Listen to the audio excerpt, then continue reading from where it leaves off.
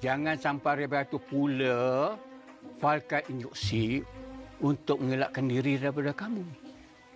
Abi, bukan Irfan yang buat Baiti gugur.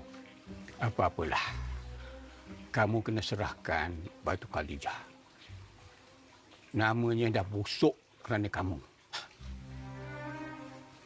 Abi cakap apa ni? Abi ingat Irfan nak lepaskan macam tu je? Bi, jangan mimpi, Abi.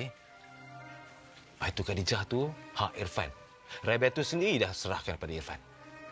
Astaghfirullahaladzim. Batu Khadijah itu amanah. Bukan milik sesiapa untuk disalahgunakan. Sabda Rasulullah dalam hadis riwayat Al-Bukhari, sesungguhnya kamu akan kembalikan semua hak kepada yang berhak. Abi tak payahlah nak cakap pasal hukum. Irfan lebih tahu. Tahu apa? Manipulasikan hukum demi kepentingan kamu. Irfan bersumpah takkan serahkan Baitul Khadijah pada siapa-siapa pun. Walaupun nyawa jadi ganti.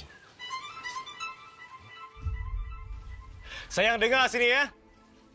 Abang bersumpah takkan lepaskan segala-gala hak abang. Termasuk sayang.